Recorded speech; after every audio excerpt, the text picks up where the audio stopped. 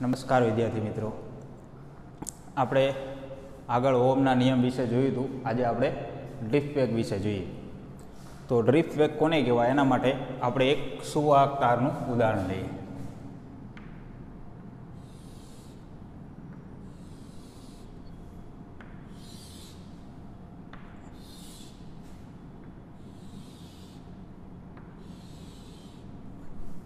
ધારો કે કોઈ એક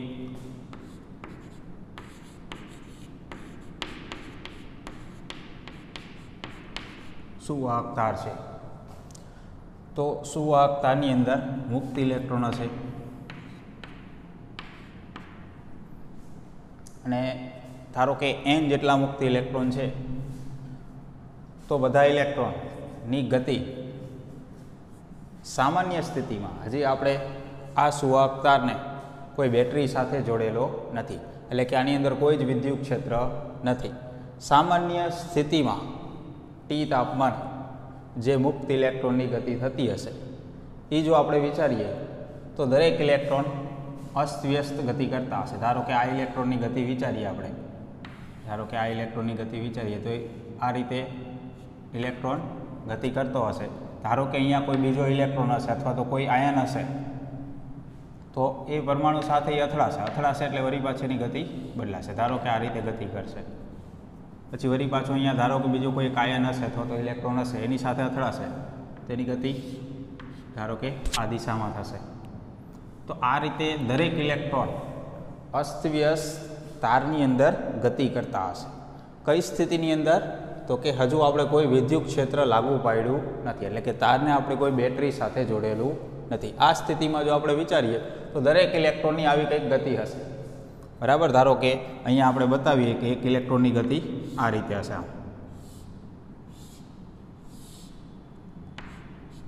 આ રીતની હું ગતિ બતાવું, એનો મતલબ શું થયો? ઇલેક્ટ્રોનનો ગતિમાર્ગ આ રીતે બતાવ્યો આપણે, એટલે કે ઇલેક્ટ્રોન અહીંયા ગતિ કરી અને અહીંયા કોઈની સાથે અથડાય છે, અથડાયા બાદ આ બાજુ ગતિ કરે છે, વળી અહીંયા પાછું કોકની સાથે અથડાય છે, વળી અહીંયા ગતિ કરે છે, અહીંયા વળી પાછું બીજા કોઈ આયન સાથે અથડાય છે, વળી પાછું આ રીતે ગતિ કરે છે.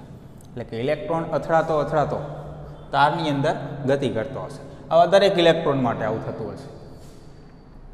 પરંતુ જો આપણે એવું વિચારીએ કે ઇલેક્ટ્રોન અહીંયા આપણે વિદ્યુત ક્ષેત્ર લાગુ પાડીએ તારને, એટલે કે ધારો કે આને કોઈ બેટરી સાથે જોડી દઉં, આ તારને કોઈ બેટરી સાથે જોડી દઉં, એટલે કે બે છેડા વચ્ચે વિદ્યુત સ્થિતિમાનનો તફાવત આપો આ રીતે, તો તારની અંદર વિદ્યુત ક્ષેત્ર ઉત્પન્ન થશે. ધારો કે આ દિશામાં વિદ્યુત ક્ષેત્ર ઉત્પન્ન થયું E જેટલું,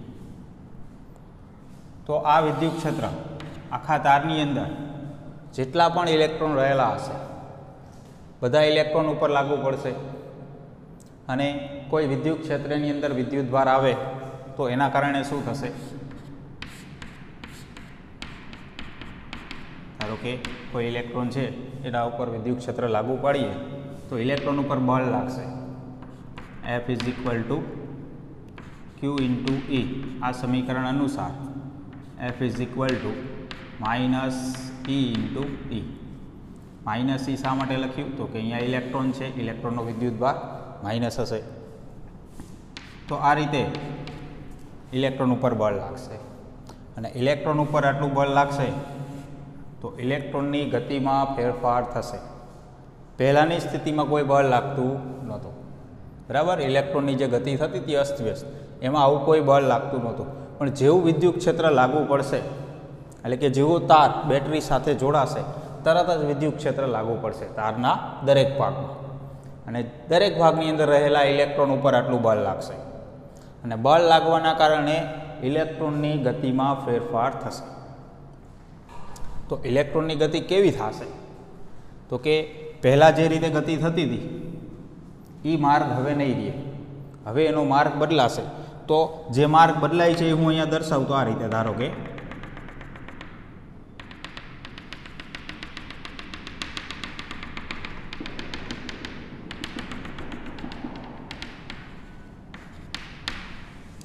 આ રીતે માર્ગ થઈ જશે.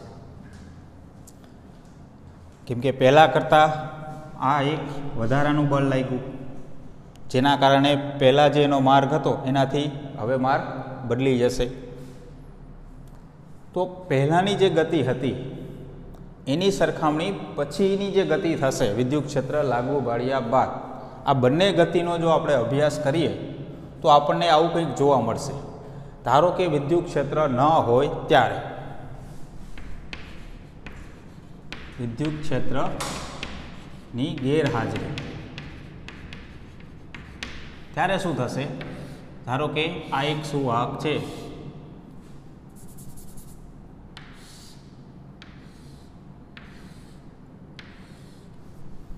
તો આપણે ધારી લઈએ કે અમુક ઇલેક્ટ્રોન આ બાજુ જાય છે વિદ્યુત ક્ષેત્રની ગેરહાજરીમાં.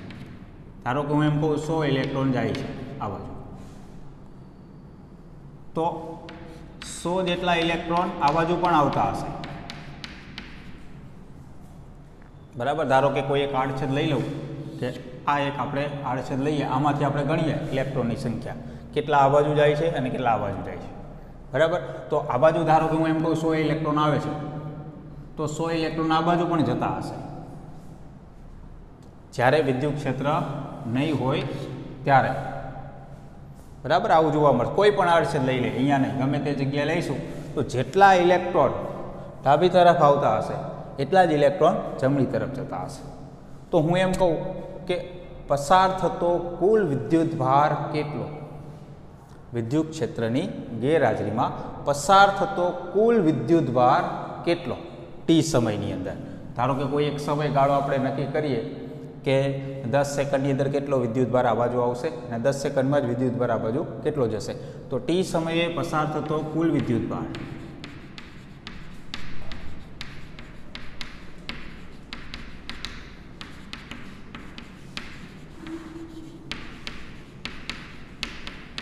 જે થશે 0. તો વિદ્યુત ક્ષેત્રની ગેરહાજરીમાં કોઈ પણ આડછેદ લઈશું આપણે તો વિદ્યુતભાર તો પસાર થશે જ, પણ એક સરખો બંને તરફ પસાર થશે એવું થશે. એટલે ટોટલ વિદ્યુતભાર, કુલ વિદ્યુતભાર આપણે ગણશું તો એ કેટલો થશે? 0 થશે. પણ વિદ્યુત ક્ષેત્રની હાજરીમાં શું થશે?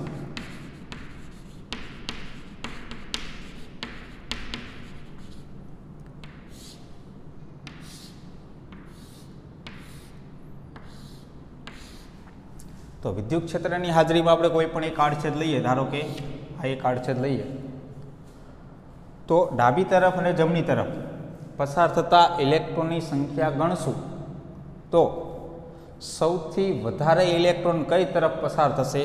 તો કે વિદ્યુત ક્ષેત્રની દિશા આપણે આ બાજુ લીધી છે, આ બાજુ છે વિદ્યુત ક્ષેત્ર. તો ધારો કે ઇલેક્ટ્રોન હશે જે તારની અંદર, એના ઉપર આ જે બળ લાગશે F બરાબર -E × E, તો આ બળ કઈ તરફ લાગશે? તો કે વિદ્યુત ક્ષેત્રની વિરુદ્ધ દિશામાં, કારણ કે ઇલેક્ટ્રોન ઋણ વિદ્યુતભાર ધરાવે છે. વિદ્યુત ક્ષેત્રની દિશા આ છે તો ઇલેક્ટ્રોન ઉપર બળ આ તરફ લાગશે. તો જેટલા મુક્ત ઇલેક્ટ્રોન રહેલા હશે બધા ઉપર બળ વિદ્યુત ક્ષેત્રની વિરુદ્ધ એટલે કે આ તરફ લાગશે. તો આડછેદમાંથી આ તરફ જેટલા ઇલેક્ટ્રોન પસાર થતા હશે એની સંખ્યા વધુ હશે, જ્યારે આ બાજુ ઇલેક્ટ્રોન જે પસાર થશે એની સંખ્યા ઓછી હશે. તો આપણે આ આડછેદ પાસે પસાર થતો કુલ વિદ્યુતભાર ગણશું તો 0 મળશે નહીં. બરાબર. કોઈ પણ એક સમય લઈએ, ધારો કે ટી સમય, પસાર થતો કુલ વિદ્યુતભાર જે હવે 0 થશે નહીં. અને કંઈક વિદ્યુતભાર પસાર થતો હોય તો એને આપણે શું કહીએ? વિદ્યુત પ્રવાહ પસાર થાય છે એવું આપણે કહીએ. અહીંયા વિદ્યુત પ્રવાહ કેટલો કહેવાય? તો કે 0. પરંતુ અહીંયા વિદ્યુત પ્રવાહ 0 કહેવાશે નહીં, કારણ કે અહીંયા કુલ વિદ્યુતભાર જ 0 થશે, કેમ કે I = આપણે શું કહીએ? Q/T. વિદ્યુતભાર જ 0 છે તો વિદ્યુત પ્રવાહ કેટલો થશે? 0. જ્યારે અહીંયા વિદ્યુતભાર 0 થશે નહીં. અમુક સંખ્યાનો વિદ્યુતભાર આ બાજુ વધુ પસાર થશે, કારણ કે આ બાજુ વિદ્યુત ક્ષેત્રના કારણે બળ લાગશે વધુ, જેથી કરીને ઇલેક્ટ્રોનની સંખ્યા આ બાજુ જે પસાર થતી હશે એ આ બાજુ જે થશે એના કરતાં વધારે હશે. બરાબર. તો વિદ્યુત ક્ષેત્રની હાજરી હશે ત્યારે અને વિદ્યુત ક્ષેત્રની ગેરહાજરી હશે ત્યારે આ બંને સ્થિતિમાં શું ફરક જોવા મળે એ આપણે જોયું. એટલે આપણે સામાન્ય રીતે એવું વિચારતા હોય કે કોઈ તારને આપણે બેટરી સાથે જોડતા નથી તો તો ત્યારે એમાં કોઈ ઇલેક્ટ્રોન ગતિ કરતા હશે નહીં. પણ ખરેખર એવું નથી, ઇલેક્ટ્રોન ગતિ તો કરતા જ હોય છે, પણ સંખ્યા સમપ્રમાણમાં એક સરખા જેવી હશે. આ બાજુ જેટલા ઇલેક્ટ્રોન આવશે એટલા જ આ બાજુ જતા હશે, એટલે કુલ વિદ્યુતભાર 0 થશે. ઇલેક્ટ્રોનની ગતિ તો થતી જ હશે ત્યારે પણ વિદ્યુત ક્ષેત્રની હાજરી આવશે ત્યારે શું થશે, જે એક દિશામાં બળ લાગતું હશે એ તરફ ઇલેક્ટ્રોનનો પ્રવાહ વધી જશે, ઇલેક્ટ્રોનની ગતિ એ તરફ વધી જશે, મોટા પ્રમાણમાં ઇલેક્ટ્રોન એ બાજુ ગતિ કરશે, જેથી કરીને પ્રવાહ પણ મળશે અને વિદ્યુતભાર જે પસાર થતો હોય કોઈ પણ આડછેદમાંથી એ પણ આપણે ગણી શકીએ. તો જે માર્ગ બદલાશે વિદ્યુત ક્ષેત્રની હાજરીમાં અને ગેરહાજરીમાં, એ માર્ગમાં અમુક તફાવત આપણને જોવા મળશે. પહેલાંનો જે માર્ગ હશે એના કરતાં પછીનો ઇલેક્ટ્રોનનો જે માર્ગ હશે એ આખો બદલી ગયો હશે. તો જેટલું આ અંતર વચ્ચે ગેપ રહેશે, અંતર જે સ્થાનાંતર થશે એ કોઈ એક સમય માટે મળ્યું કહેવાય આપણને. એટલે કે આ અંતરમાં જે ફેર મળ્યો આને આપણે સ્થાનાંતર કહીએ. તો ટી સમયમાં જે સ્થાનાંતર થતું એને આપણે શું કહીએ, વેગ. તો આ ગતિની અંદર જે ઇલેક્ટ્રોનને વધારાનો વેગ મળ્યો એને જ આપણે શું કહીશું, ડ્રિફ્ટ વેગ. તો એ ડ્રિફ્ટ વેગ આપણે જો ગણવો હોય તો એ આપણે આ સમીકરણ અનુસાર ગણી શકીએ. ઇલેક્ટ્રોન ઉપર બળ કેટલું લાગ્યું, તો કે F = આટલું બળ લાગ્યું. બળની જગ્યાએ આપણે દળ ગુણ્યા પ્રવેગ આવું લખીએ તો આ રીતે થશે. તો પ્રવેગ =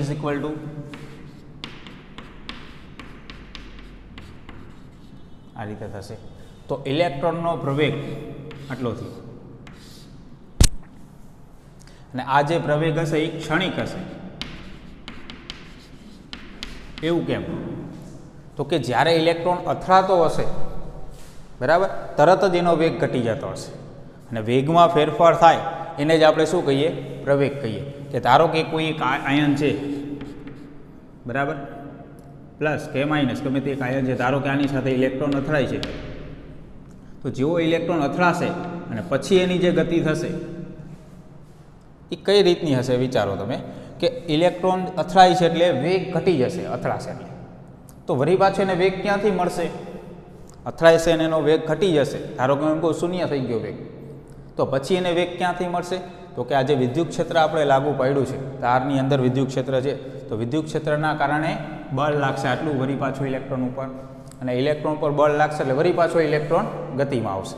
એટલે દરેક વખત એવું થશે, ઇલેક્ટ્રોન જેવો અથડાશે વેગ ઘટી જશે, વિદ્યુત ક્ષેત્ર છે એના કારણે બળ લાગશે એટલે વળી પાછો ગતિમાં આવશે, વળી પાછો બીજા સાથે અથડાશે એટલે વળી પાછોનો વેગ ઘટી જશે બરાબર, અને વળી પાછું વિદ્યુત ક્ષેત્ર છે એના કારણે બળ લાગશે એટલે વળી પાછો ઇલેક્ટ્રોન ગતિ કરશે. એટલે એક પછી એક ઇલેક્ટ્રોન બધા આયનો સાથે અથડાતો જશે અને એને ઉર્જા ક્યાંથી મળતી રહેશે, તો કે વિદ્યુત ક્ષેત્ર પાસેથી મળતી રહેશે, એના કારણે એના ઉપર બળ લાગતું રહેશે અને સતત ઇલેક્ટ્રોન ગતિમાં આવશે, અથડાશે વેગ ઘટી જશે, વળી પાછો ગતિમાં આવશે, વળી પાછો અથડાશે વળી પાછો વેગ ઘટી જશે, વળી પાછો ગતિમાં આવશે. તો આ રીતે ઇલેક્ટ્રોન સતત તારની અંદર અથડાતો આગળ વધતો જશે બરાબર. આ રીતની ગતિ થશે, એટલે કે અથડામણ થશે એટલે પ્રવેગ મળશે, વળી પાછોનો વેગ કોન્સ્ટન્ટ થઈ જશે, વળી પાછો અથડાશે એટલે વેગમાં ફેરફાર આવશે, એટલે વળી પાછો ઘટી જશે. એટલે કે વેગમાં જ્યાં ફેરફાર આવશે ત્યાં આપણને પ્રવેગ મળશે. એટલે એ પ્રવેગ હશે એ ક્ષણિક હશે એવું આપણે કહી શકીએ. તો અહીંયા ઇલેક્ટ્રોનની જે અથડામણ થતી હશે, આ દરેક અથડામણ વચ્ચે સમય પણ અલગ અલગ હશે. ધારો કે એક આયન સાથે અથડાનો, વળી પાછો ઇલેક્ટ્રોન બીજા આયન સાથે અથડાશે, વળી પાછો ત્રીજા આયન સાથે અથડાશે, તો અથડામણ દરમિયાન એક સરખો સમય નહીં હોય. પહેલી અથડામણમાં ધારો કે ઓછો સમય લાગ્યો હોય તો બીજી અથડામણમાં વધુ પણ સમય લાગે. તો આવી રીતે દરેક ઇલેક્ટ્રોન માટે થશે. બધા ઇલેક્ટ્રોનો અથડામણ કરતા હશે તો અથડામણ દરમિયાન જે સમય લાગતો હશે એ બધામાં જુદો જુદો હશે દરેક અથડામણ દરમિયાન. તો હું જો સરેરાશ સમય ગણું દરેક અથડામણ બરાબર, એટલે હું એમ કહું કે બે ક્રમિક અથડામણ વચ્ચેનો સરેરાશ સમય, જેને કહેવાય રિલેક્સેશન સમય,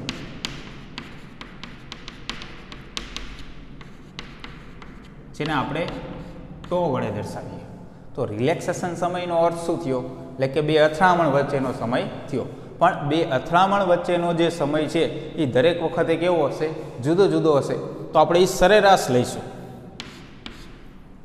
ધારો કે પહેલી અથડામણમાં વધુ સમય લાગ્યો, બીજી અથડામણમાં ઓછો સમય લાગ્યો, જેટલી અથડામણ થઈ બધાના સમયને સરવાળો છેદમાં જેટલી અથડામણ થઈ સંખ્યા. એટલે રિલેક્સેશન સમયનો અર્થ શું થશે? દરેક અથડામણનો જે સમય હશે એનું આપણે સરેરાશ લઈશું, બરાબર, જેને આપણે રિલેક્સેશન સમય કહીશું. એટલે કે એક અથડામણ દરમિયાન લાગતો સમય, બરાબર. તો રિલેક્સેશન સમય આ રીતે કહી શકીએ. તો જો સમય આટલો લાગે એવું આપણે લઈએ તો ડ્રિફ્ટ વેગ કેટલો થશે? તો અહીંયા પ્રવેગ મળે છે, એટલે કે પ્રવેગી ગતિ થાય. તો પ્રવેગી ગતિની અંદર ટી સમયે વેગ ગણવો ઇલેક્ટ્રોનનો, ટી સમયે ઇલેક્ટ્રોનનો વેગ ગણવો હોય તો આપણે આ રીતે ગણી શકીએ, v બરાબર v0 પ્લસ at. આ સમીકરણ મુજબ ગણી શકીએ. હવે v0 એટલે શું? તો કે પ્રારંભિક વેગ. હવે જ્યારે ઇલેક્ટ્રોન અથડાતો હશે આયન સાથે ત્યારથી આપણે ગતિની ચર્ચા કરીએ તો અથડાશે એટલે એનો વેગ 0 થઈ જશે અથવા 0ની નજીક હશે તો આપણે અત્યારે 0 જ લઈ લઈએ. જેવો ઇલેક્ટ્રોન અથડાશે આયન સાથે ત્યારે એનો વેગ 0 છે. વળી પાછો ગતિ કરી અને બીજા આયન સાથે અથડાશે તો બે અથડામણ થઈ એના માટે આપણે વેગ ગણવો છે ટી સમયે. તો શું થયું? જ્યારે અથડામણ થઈ ત્યારે વેગ 0. વળી ત્યાંથી ગતિની શરૂઆત આપણે વિચારીએ તો શરૂઆતનો વેગ કેટલો થયો કહેવાય? v0 0. તો ટી સમયે વેગ રિલેક્સેશન જેટલા સમયે વેગ જેને આપણે કહીશું ડ્રિફ્ટ વેગ. તો ડ્રિફ્ટ વેગ ઇઝ ઇક્વલ ટુ કેટલું થશે?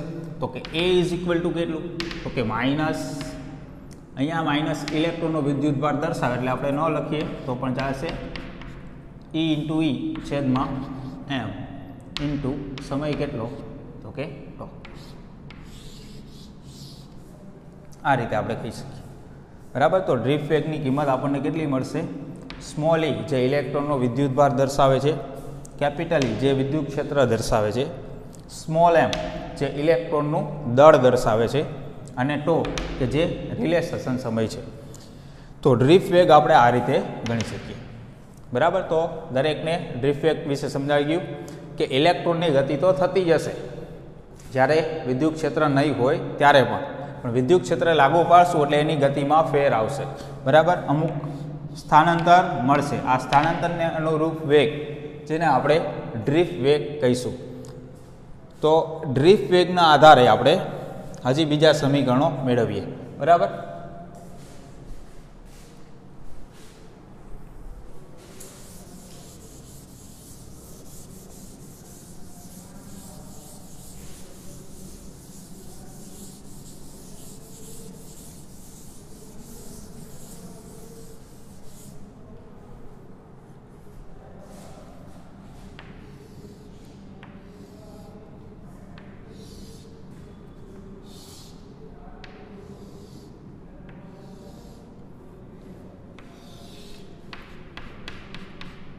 ધારો કે વિદ્યુત ક્ષેત્રની હાજરી છે આ દિશામાં E જેટલું, તો ધારો કે ઇલેક્ટ્રોન જે હશે એના ઉપર બળ આ તરફ લાગશે એટલે કે ઇલેક્ટ્રોનની ગતિ આ બાજુ હશે. તો અહીંયા આપણે એવું લઈએ કે ડેલ્ટા ટી જેટલા સમયમાં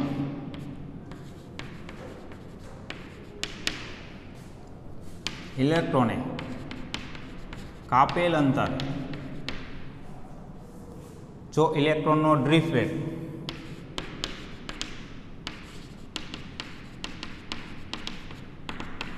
વીડી જેટલો આપણે લઈએ તો એ અંતર કેટલું થશે? ધારો કે delta x is equal two VD into delta T આટલું થશે. એટલે કે ડેલ્ટા એક્સ જેટલું જે અંતર કપાશે એ કેટલા સમયમાં? તો કે ડેલ્ટા ટી સમયમાં. વેગ કેટલો છે? વીડી, તો એટલું અંતર કપાશે. આ અંતર આપણે અહીંયા લઈ લઈએ. ધારો કે આ ડેલ્ટા એક્સ જેટલું અંતર કાપ્યું,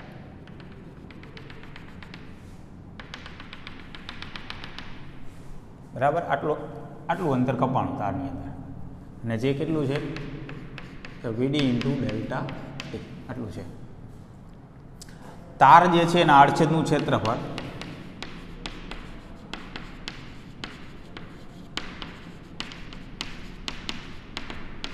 ધારો કે કેપિટલ એ જેટલું છે. તારની અંદર ઇલેક્ટ્રોન જે હશે મુક્ત ઇલેક્ટ્રોન એની સંખ્યા આપણે એકમ કદ દીઠ ધારી લઈએ જેને આપણે કહીએ સંખ્યા ઘનતા.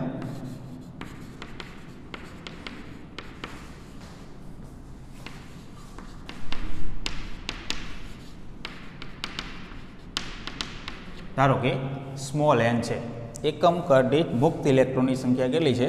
સ્મોલ n જેટલી છે. તો આપણે ધારો કે આ ભાગની અંદર કેટલા ઇલેક્ટ્રોન હશે એ જો આપણે ગણવું હોય તો કઈ રીતે ગણી શકીએ? તો કે આડછેદ જે છે એનું ક્ષેત્રફળ કેટલું છે? તો કે a જેટલું. બીજું આ બાજુની લંબાઈ કેટલી છે? તો કે ડેલ્ટા x જેટલી. તો આ કદ કેટલું થયું? આટલો ભાગ. તો એ કદ થશે ડેલ્ટા x ઇન્ટુ a, આડછેદનું ક્ષેત્રફળ ગુણ્યા લંબાઈ, આટલું કદ થશે. ડેલ્ટા x એટલે કેટલું છે? તો કે vd into delta t into a, આટલું થશે. સંખ્યા ઘનતા એટલે કે એકમ કદ દીઠ ઇલેક્ટ્રોનની સંખ્યા કેટલી છે? n. તો આટલું કદ જે છે એ જે ખંડ આપણે વિચાર્યો છે એમાં કેટલા ઇલેક્ટ્રોન હશે? તો ખંડમાં રહેલા ઇલેક્ટ્રોનની સંખ્યા ઇઝ ઇક્વલ ટુ, તો કે સંખ્યા ઘનતાનો અર્થ શું થયો? એકમ કદ દીઠ સંખ્યા n. તો આટલું કદ હોય તો સંખ્યા કેટલી? બરાબર. એટલે કે આ રીતે આપણે લખી શકીએ કે એકમ કદ હોય તો સંખ્યા n. તો કદ કેટલું છે? તો કે vd delta t into a, આટલું કદ હોય તો સંખ્યા કેટલી? તો સંખ્યા કેટલી મળશે આપણને? Capital N is equal two small n vd delta t into a, આટલી સંખ્યા થશે. જો સંખ્યા આટલી હોય તો વિદ્યુત ભાર કેટલો?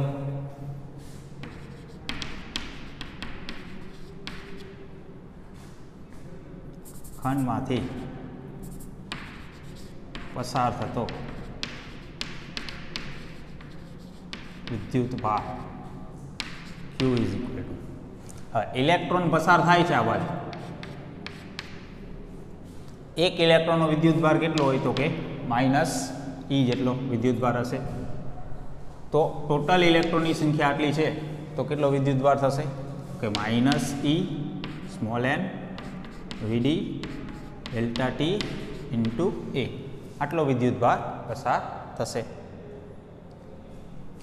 અહીંયા -e આપણે શા માટે લખ્યું? કેમ કે ઇલેક્ટ્રોનનો વિદ્યુત ભાર લીધો, એટલે કે ઇલેક્ટ્રોન આ બાજુ ગતિ કરતા હશે. પરંતુ જો આપણે વિદ્યુત ક્ષેત્રની દિશામાં પસાર થતો વિદ્યુત ભાર ગણવો હોય તો આ જો માઇનસ છે તો આ બાજુ કેટલો વિદ્યુત ભાર પસાર થાય છે એવું લખવું હોય તો શું લખી શકાય? પ્લસ વિદ્યુત ભાર લખવો પડે. એટલે કે આપણે આવું કહીએ, વિદ્યુત ક્ષેત્રની દિશામાં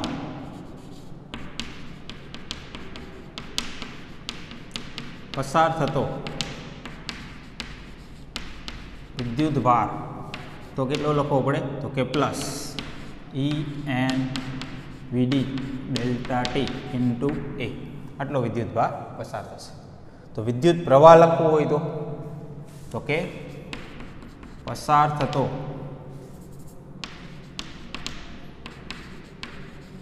વિદ્યુત પ્રવાહ.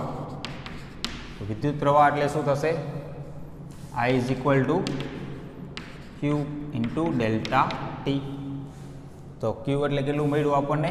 તો કે en vd delta t into a છેદમાં ડેલ્ટા t, આવું થશે. ડેલ્ટા t કેન્સલ થઈ જશે. તો I ઇઝ ઇક્વલ ટુ કેટલું મળ્યું આપણને? કે small e n vd into a, આટલું મળ્યું.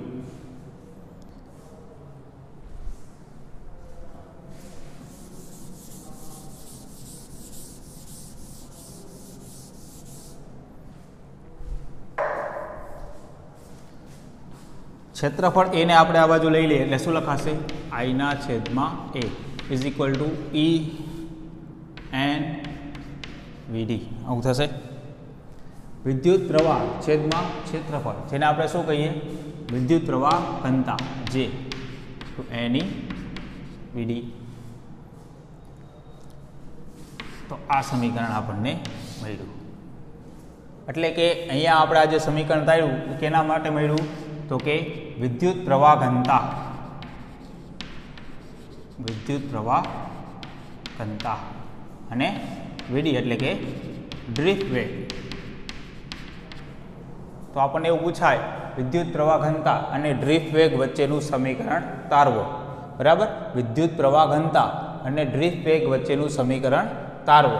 તો આપણે કોઈ એક તાર માટે ટી સમયમાં ઇલેક્ટ્રોન કેટલું અંતર કાપે છે ત્યાંથી શરૂઆત કરી, બરાબર, અમુક કિંમતો ધારી લેવાની, ડ્રિફ્ટ વેગ ધારી લેવાનો, સમય ધારી લેવાનો, આડછેદનું ક્ષેત્રફળ ધારી લેવાનું, સંખ્યા ઘનતા ધારી લેવાની, જેના આધારે આપણે એ ખંડની અંદર રહેલા ઇલેક્ટ્રોનની સંખ્યા મળશે, વિદ્યુત ભાર મળશે, વિદ્યુત ક્ષેત્રની દિશામાં વિદ્યુત ભાર મળશે, એના ઉપરથી પ્રવાહ મળશે અને પ્રવાહ ઉપરથી વિદ્યુત પ્રવાહ ઘનતા મળશે. તો આ રીતે આપણે સમીકરણ તારવી શકીએ. તો આ થિયરી સ્વરૂપે આપણને આ સૂત્ર તારવવાનું પૂછી શકાય, બરાબર. તો યાદ રાખવું. અહીંયા આપણે સદિશ સ્વરૂપે લખવું હોય તો આવું લખી શકીએ.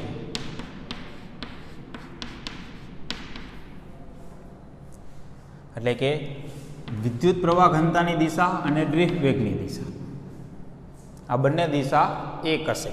ક્યારે? વિદ્યુત ભાર પ્લસ હશે ત્યારે.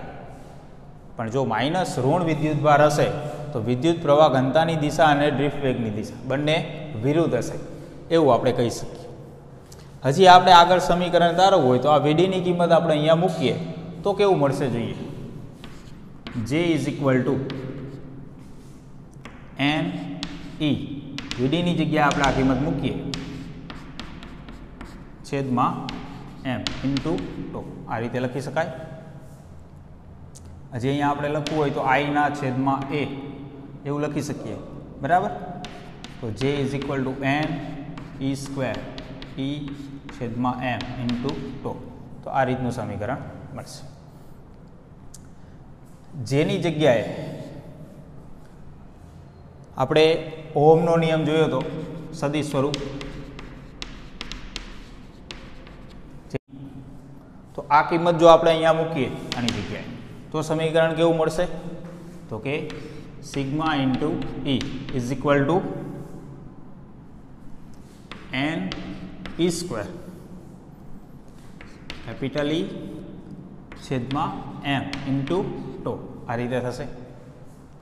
તો જો અહીંયા વિદ્યુત ક્ષેત્ર કેન્સલ થઈ જશે તો સિગ્મા ઇઝ ઇક્વલ ટુ કેટલું મળશે?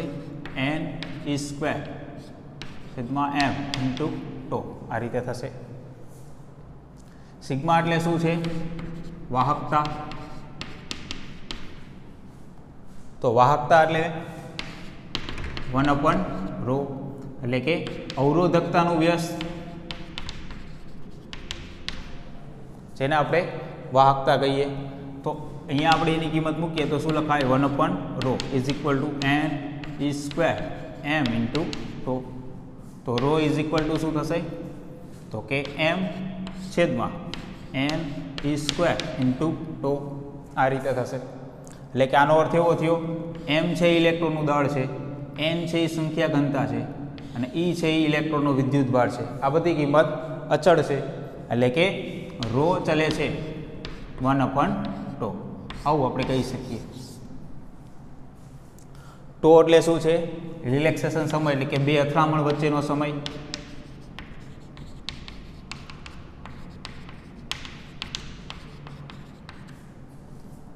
બે ક્રમિક અથડામણ વચ્ચેનો સમય છે ટો એટલે. અને ρ છે એ અવરોધકતા છે, એટલે કે ઇલેક્ટ્રોનને જે ગતિની અંદર અવરોધ આવશે એ અવરોધકતા જવાબદાર થશે. તો આપણે એવું જો વિચારીએ કે જુદા જુદા પદાર્થોની અંદર, ધારો કે કોઈ એક વાહક તાર છે, એનું તાપમાન વધે તો શું થશે? તાપમાન વધશે એના કારણે શું થશે? ઇલેક્ટ્રોન ઝડપથી ગતિ કરશે. ઇલેક્ટ્રોન ઝડપથી ગતિ કરશે તો એની અથડામણ પણ ઝડપથી થશે. એટલે કે કોઈ ધાતુની અંદર આપણે વિચારીએ કે તાપમાન વધે તો ઇલેક્ટ્રોનની અથડામણ પણ વધી જશે અને ઇલેક્ટ્રોનની અથડામણ વચ્ચેનો સમય ઘટી જશે.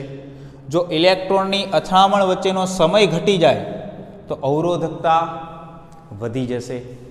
એટલે કે આપણે એવું કહી શકીએ, ધાતુ માટે અથવા તો કોઈ વાહક હશે એ ધાતુ હશે, બરાબર, ધાતુ માટે તાપમાન વધે તો એના કારણે શું થશે? અથડામણ વધી જશે, એટલે કે સમય ઓછો લાગશે, એટલે કે ટો ઘટે. રિલેક્સેશન સમય, અથડામણ વચ્ચેનો સમય ઘટશે. જો સમય ઘટે તો અવરોધકતા, બરાબર, બંને વ્યસ્ત પ્રમાણમાં છે. જો સમય ઘટશે તો અવરોધકતા વધે, એટલે કે એનો અર્થ એવો થયો અવરોધ વધે. તો ધાતુની અંદર તાપમાન વધારવાથી અવરોધ વધી જશે. બરાબર, ધાતુની અંદર તાપમાન વધારવાથી અવરોધ વધી જશે.